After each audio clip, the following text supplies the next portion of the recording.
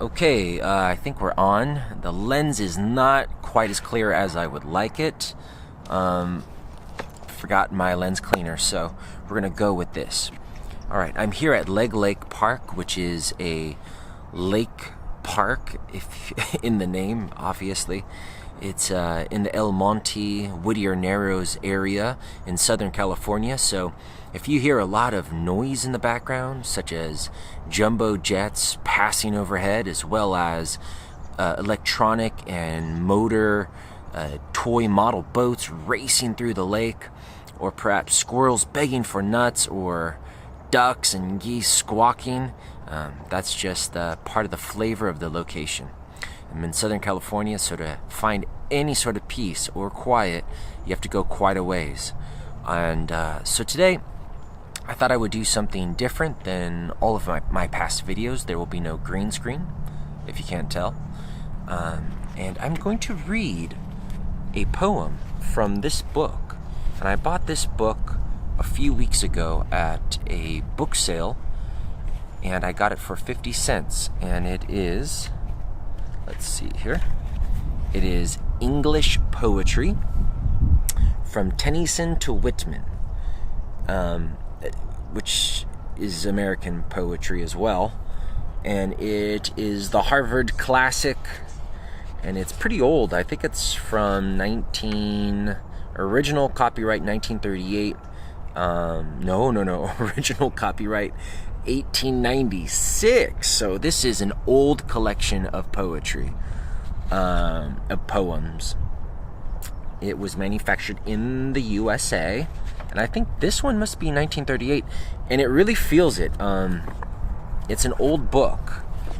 Some things that I like about old books is the binding, although it comes apart because it's older, as this has. There's some loose pages in this book, unfortunately. But the cover is so nice. Like, this is a hard leather bound book, and you can feel the quality.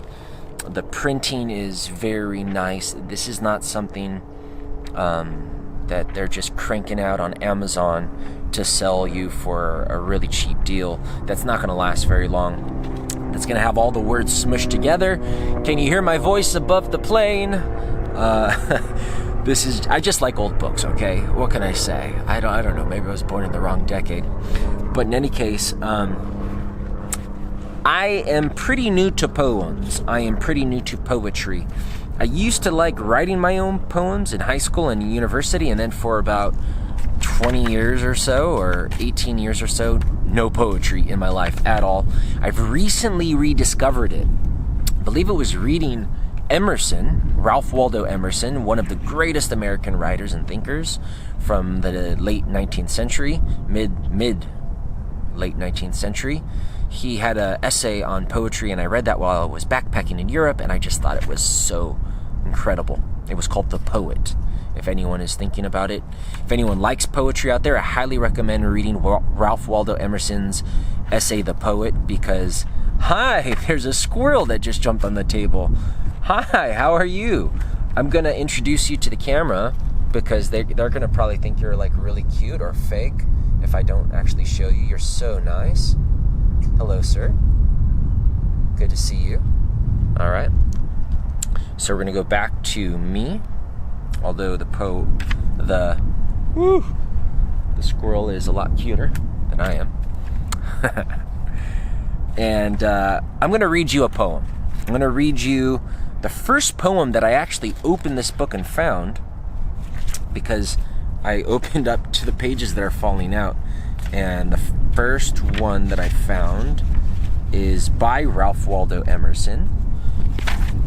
My pages. The wind is blowing my pages and my hair around. And it's titled, Give All to Love. Give All to Love.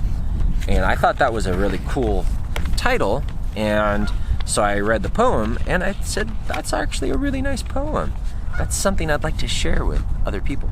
So if this is something that you enjoy, I hope, or if not, then you'll have to suffer through it. All right. So this is by Ralph Waldo Emerson. Here, I'll put the book up so it looks better. Give all to love. Give all to love. Obey thy heart. Friends, kindred, days, estate, good fame, plans, credit, and the muse. Nothing refuse. 'Tis a brave master, let it have scope. Follow it utterly, hope beyond hope. High and more high, it dives into noon. With wing unspent, untold intent, but it is a god, knows its own path and the outlets of the sky. It was never for the mean, it requireth courage stout, souls above doubt, valor unbending, it will reward. They shall return more than they were and ever ascending. Leave all for love, yet, hear me yet. One word more thy heart behooved, one pulse more of firm endeavor, keep thee today, tomorrow forever, free as an Arab of thy beloved. Cling with life to the maid, but when the surprise, first vague shadow of surmise, flits across her bosom young, of a joy apart from thee, free be she, fancy free. Nor thou detain her vesture's hem, nor the palest rose she flung from her summer diadem.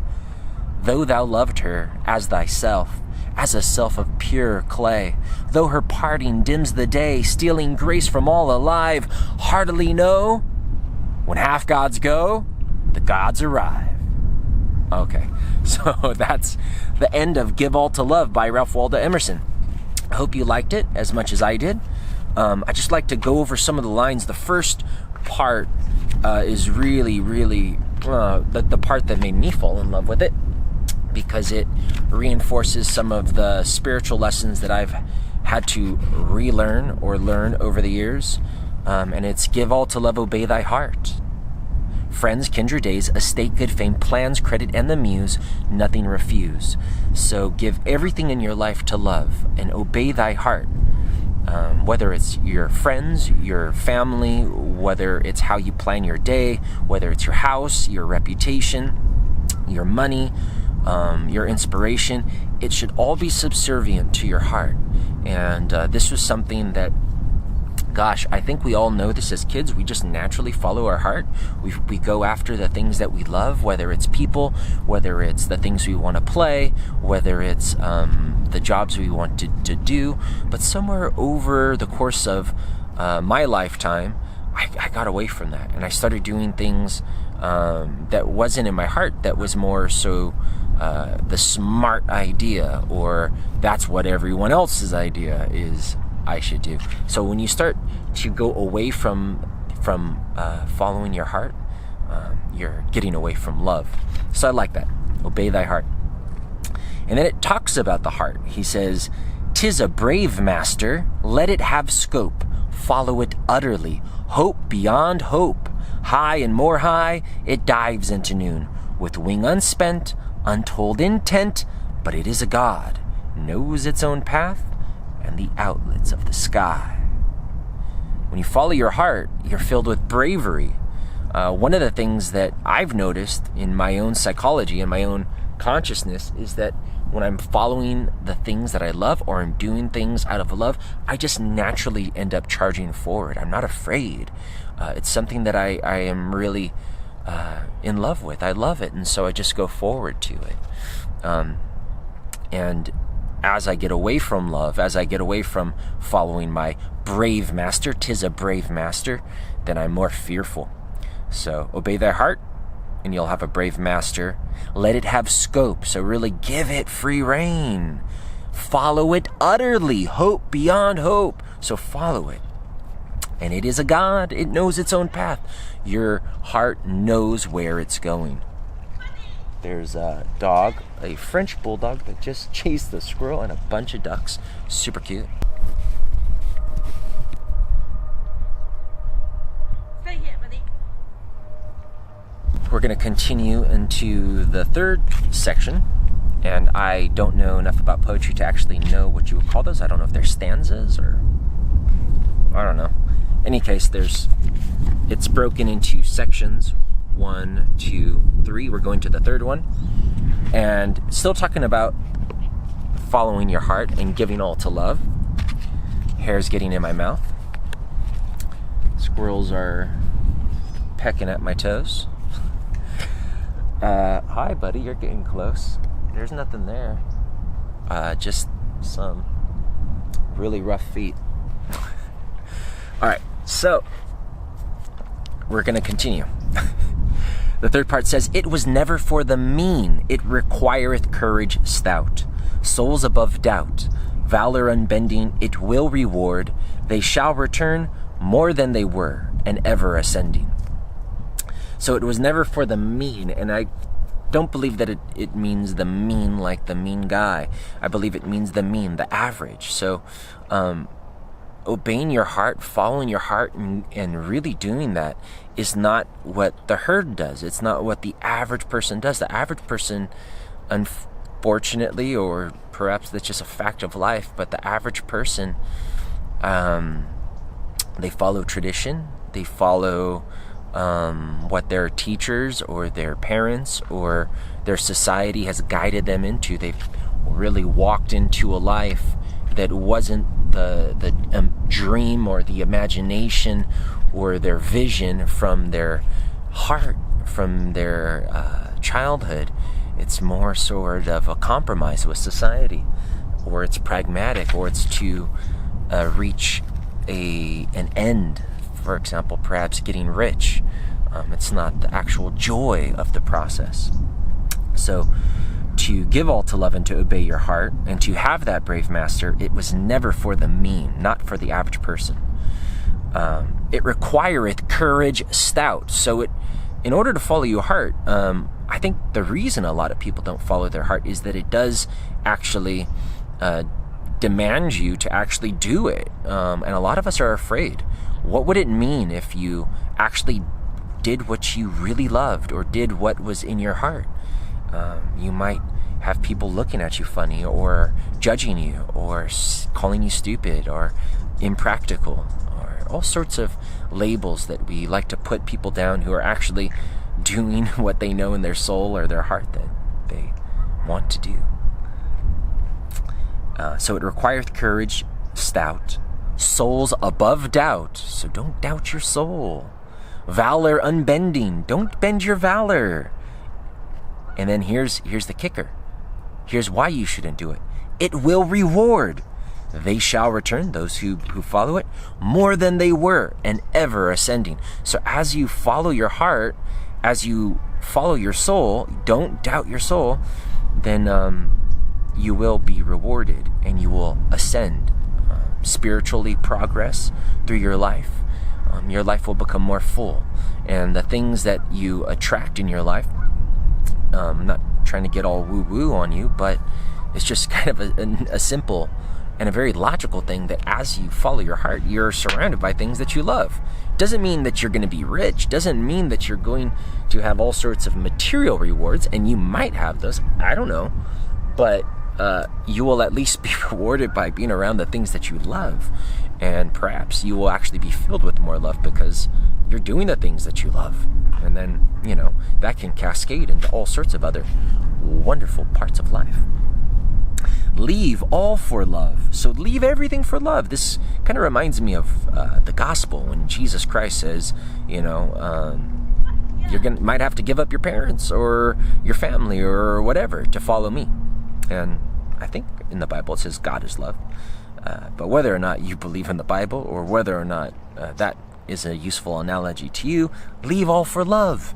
You're going to have to. Why you want to hold on to the stuff that you don't love? I don't know why you would want to do that. Yet hear me yet. So we got a little bit more. One word more, thy heart behooved. One pulse more of firm endeavor. Keep thee today, tomorrow, forever. Free as an Arab of thy beloved. So today, tomorrow, forever, you should be free as an Arab. And that's, I'm not trying to say that, it's not racist, right? Free as an Arab. I think that's actually a very big compliment to Arabs to be so free. I wouldn't say that most Arabs are free today. I don't want to get political. But I know that probably when this was written, he was probably referring to the Bedouins, who are like very nomadic and very free. They're one of like the, I don't know how many nomadic peoples there still are that are in continuation from our ancient past, but the Bedouins who live in Arabia or Saudi Arabia or the Middle East in general are very free. So be free. Be free. Keep thee today, tomorrow, forever. Free as an Arab. And then it goes on, cling with life to the maid. But when the surprise, first vague shadow of surmise flits across her bosom young, of a joy apart from thee, free be she, fancy free, nor thou detain her vesture's hem, nor the palest rose she flung from her summer diadem. So I think he's talking about a beautiful woman, the maid, I'm guessing. Her young bosom, of a joy apart, she's fancy free, don't detain her vesture's hem. I believe that's like the part of her clothes. Or the palest rose she flung from her summer diadem. So maybe don't hold on to her. I'm not really quite sure. But I think I read that something about this poem. I quickly just Googled it, and it was a poem that he wrote after his wife's death. So he could be talking about letting go of your love as well. Not sure. Though thou loved her as thyself, as a self of pure clay, though her parting dims the day, stealing grace from all alive, heartily know, when half gods go, the gods arrive. So I think he is talking about letting his wife go. Even though you loved her as thyself, as a self of pure clay. It's the analogy from the Bible, or the mythology that we are made of clay. We really are made from the dust of the earth. Your wife or your loved one, that beautiful maid, pure clay, so pure. And I'm sorry for tearing up, but I was thinking about my wife, how much purer she is than I am. Goodness gracious, that really hits. And when she parts, it dims the day, stealing grace from all alive. So even though when she dies, when you lose the love of your life, and your day is dimmed, and your grace is stolen, heartily know, when half gods go, the gods arrive. So I think it's once again talking about how love is a god, and that it knows, hardly know, when half gods go, the gods arrive. I'm not exactly sure what he means by the half god, but in any case, this poem, give all to love, obeying thy heart, not holding on too tightly, to heartily know that love is a god, that it knows its own path and the outlets of the sky, I think is a beautiful reminder. I think that if you look at a lot of songs and a lot of movies, that they all have a similar message of how to follow your heart and to follow your dream and to believe in your soul. But I just wanted to share that from Ralph Waldo Emerson's Give All to Love, which I found in this beautiful Harvard Classic Collector's Edition that is slowly falling apart, but I got for 50 cents. So, and it's already given me a lot of inspiration. Anyways, I wanted to share that, and I got to share some of the animals. I'll give you a few more of those guys. One of them's eating, broken pomegranate shells right over here by my feet. And have a beautiful day. It's a great day, as you can see in El Monte, in Leg Lake in Southern California. It's November. I've got short sleeves on. Not trying to brag, just trying to say that it's a beautiful, beautiful planet we live on. And I hope you guys follow your heart. 'Tis a brave master. Let it have scope. Follow it utterly. Hope beyond hope. High and more high. It dives into noon. Okay. With wing unspent, untold intent, but it is a God, knows its own path and the outlets of the sky. You've already heard this already. All right, guys. Love you, and I hope you have a beautiful day. And, till the next one.